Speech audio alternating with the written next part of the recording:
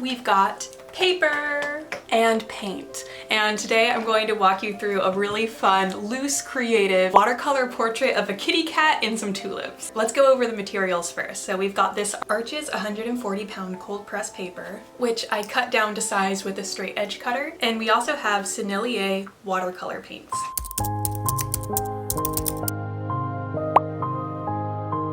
So I have these Sennelier paint tubes that I squeeze out and pour the paint into the top of this watercolor paint holder. I then hydrate the paint while it is still wet. I love this because you get a very potent and strong saturated color, though it does still work if you hydrate it while it's already dry on the palette. Two paintbrushes, a round and a quill. This is an 8 round by Master Touch, and this is a 4 quill by Master Touch. I use the smaller round to do all of the detail work, and honestly much of the painting, about 80% of the painting will be done with this brush, and any large washes of color such as skies or grass will be done with the quill. When we get started in painting, you'll notice that I use this paintbrush and a pink color to do all of the little sketch work. This is optional. You're welcome to use a regular pencil and then grab an eraser to get a lot of the graphite off, but you can still kind of see the guidelines for your cat. This can sometimes make people feel a little bit more comfortable with going into the painting, but what I find is I love doing the sketching with the paintbrush. It offers this warm glow to the painting that would not otherwise be there.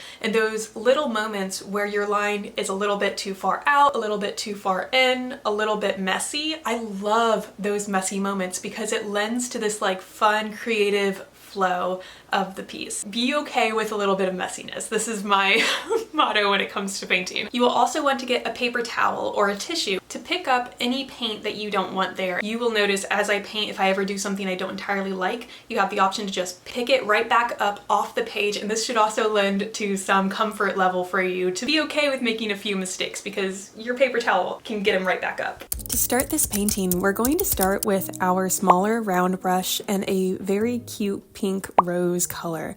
Now, I will say that this is actually part 2. I'm going to quickly recap what happens in part 1, just so that no one's left out. You can head over to Rachel's channel, linked down below. I was lucky enough to be invited as a guest onto her channel, which was so much fun.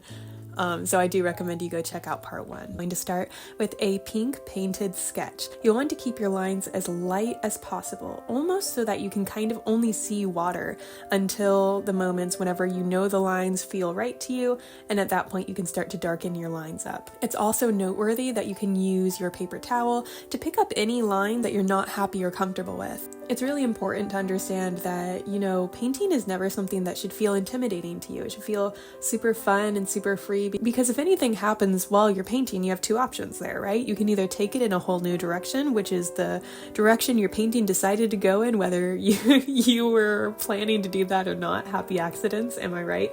Or you can always pick up a new piece of paper and start again. Whenever I make paintings like this, I'll usually paint 4 or 5 paintings before I land on something that I really like, so don't get too intimidated when doing the sketch. After the sketch is done, you're going to fill in the gradient for the pattern on your kitty cat. So for me, I create this black color with 3 different colors here. I use this rose color, orange, and a primary blue. The first thing we're going to do is fill in everywhere we want this dark black color to be with that pink rose color. It feels counterintuitive at first, but I promise it'll come together in a way that's just absolutely gorgeous. So after that pink rose color is down, we're going to start mixing in the orange while it is still wet, and then you have this nice glowing kitty. How beautiful, how fun. And then after that, you're going to mix in your blues. So the blue is what's really going to darken this into this almost black kind of color. What I like to do with the coat of the kitty cat is to make the edges of the shape the darkest possible. And you do this by introducing the most amount of blue to the edges of your shape and leaving the center area, usually around where the belly is, this orange color still. You can play around with what kinds of colors land inside your little kitty cat, whether it's going to be more of an orange, more of a red, more of a blue. What I find is the more variation in color you have, the more fun your painting's going to end up, the more atmospheric, the more cozy, the more intimate, the more emotions that this painting seems to hold, in my opinion. After the kitty cat is all filled in, that's when we start sketching the tulips. So I use this nice light pink color to kind of pick out little dots of where I want these tulips to start and end. And these little dots just act as a guide for my eye to know where the top of the tulip is, where the bottom is. That way, when I start to go to fill it in, I sort of have a guideline written out for me already. And I do all this sketching again with that pink rose color. After I've sketched out the tulips, we sketch out the house and the concrete of the ground. And then we fill in our grass, our house, and our concrete. In all of these colors that I use, I always want to mix in a little bit of that rose color. So in my green, I have a little bit of rose. In my orange house, I have a little bit of rose, and in my Payne's Gray concrete, I also have a little bit of rose. And what this does, this rose color kind of unifies our entire palette. I think that the only color inside this painting that doesn't have some of that pink in it is our sky, which is a-okay with me because I love a beautiful blue sky. But anytime you're painting, I always like to say the longer you can stay in one color, the better. And I think this does come back to the fact that when you stay in one color for long enough, that one color touches all areas of your painting and it really creates this unified feeling. So again, if you'd like to follow along step by step in real time with me painting this, go ahead and head over to Rachel's channel first to watch this painting happen in real time, and then we're going to pick up right now, right after we waited for it to dry. So I'm using this rose color and this orange color primarily to color in my tulips. We're starting with a very, very light wash over the area where we want our tulips to be, where the petals are. We want this color to be very light, very translucent, because we always have the option to add more color later, but we don't really have the option to go backwards in time and pick our paint back up.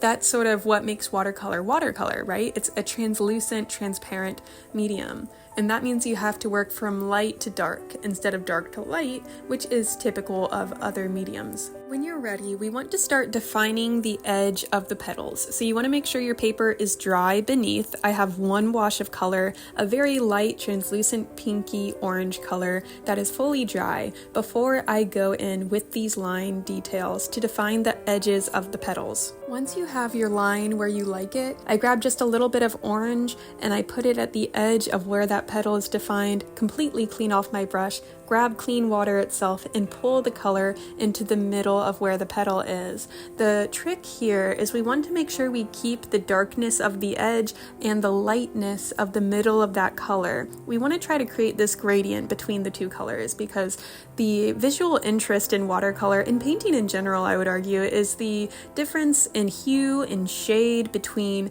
all these different colors that you have. It's that contrast that creates the visual interest. In order to not lose all of the depth in your painting, you want to make sure you keep areas of the petal that are very light and areas of the petal that are very dark. If you find that you're putting down a little bit too much color, I recommend you grab your paper towel and pick a little bit more of that color back up off the page, and to kind of work intuitively that way, trying to make sure you keep some light there, keep some dark there, so that your petal feels alive, like it's a real flower, just kind of dancing in front of you. How fun is that? Now let's move on to our grass. This primary blue and this yellow. We're gonna mix those two colors together with just a touch of pink to make it just a little bit dingier, like more of an earthy green. And what I really like to have happening in my grass here is a lot of different shades of green happening. That's why I let myself have the liberty of mixing color as I go, because when you mix color as you go, you really let yourself be a little bit more free in the different shades of color that you have going on. Because think about it, if you were to mix all one big color and then use that one color as you go, you're gonna have less variation in color than if you mix a new green probably 4 or 5 times during your painting. That's my own personal preference when it comes to painting. I know that other artists do it very differently. They like to be in more control of their palette, but that's sort of what I find to be the fun in painting, is the surprise that comes out whenever you get to mix all these different kinds of colors. When we are in our grass here, I always like to build darkness in from the edges and inward, and then I sort of play around with the different shapes inside the grass here. You might notice me pick up my paper towel at some points and dab up a little bit when I feel like the shape isn't exactly working out. You do have a lot of flexibility when working with watercolor in that way. You're not tied down to any one decision. if you decide you dislike it immediately when you put it on. That's sort of what enamors me about watercolor paint, is the quickness in which you can work with it, because I'm the type of person where my ideas can be a little bit all over the place sometimes, and so I find a lot of freedom in being able to sort of change my mind and change my mind quickly that way. So I do encourage you to play around with different kinds of greens, different kinds of colors, and play around with the different shapes that might happen inside your grass. Next, we are just going to darken up the edges of this sidewalk.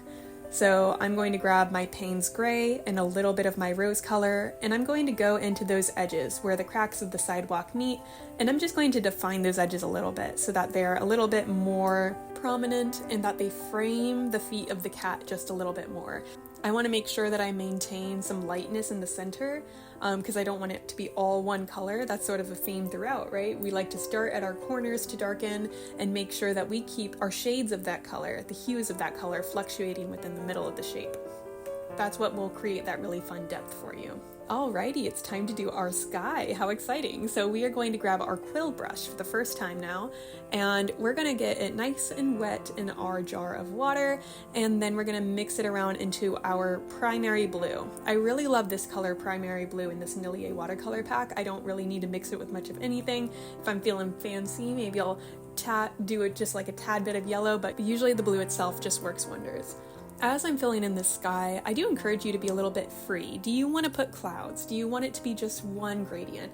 As I'm painting, I kind of feel like I might want a cloud there. So I leave just a corner, I leave just a little triangle shape, the white of the paper, no paint touching it. And as I come closer to the horizon, I add more water so that the blue color shifts into a nice light blue. So I want my blue at the top to be just a little bit darker, a little bit more pigment, and my blue towards the bottom to be just a little bit lighter, a little bit more translucent, and we get that effect by adding more water.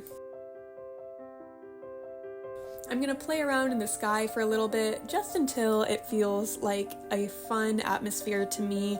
That's the really fun thing about painting with watercolor, is you can really just make it your own.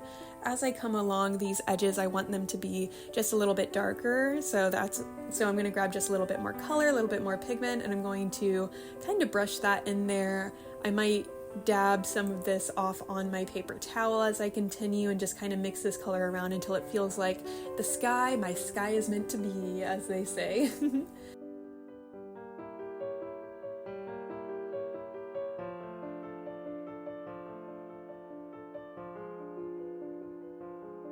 You can play around with different line qualities of this blue, so you can kind of play around with, do you want really defined clouds? Do you want it to be hazy and subtle? It's all up to you. This is your world. And we've come to the end. As I mentioned, the finishing touches is just a bit quicker, and it's really nice, isn't it? I really love to see the painting come together just as is. So this Tulip kitty will be available in my next shop drop. I'm not sure quite when that will be, but most likely in the month of July or August. Currently filming this in the month of May. I definitely do appreciate you guys hanging out with me and painting with me. Definitely subscribe and leave a comment if you like videos like this. It'll encourage me to make more videos like this, because I honestly don't do enough paint-alongs. But maybe I should, so let me know what you guys think, and I will see you next time. As always, spending any amount of time here on this channel with me is a gift. I really do consider it a gift, and for that, this humble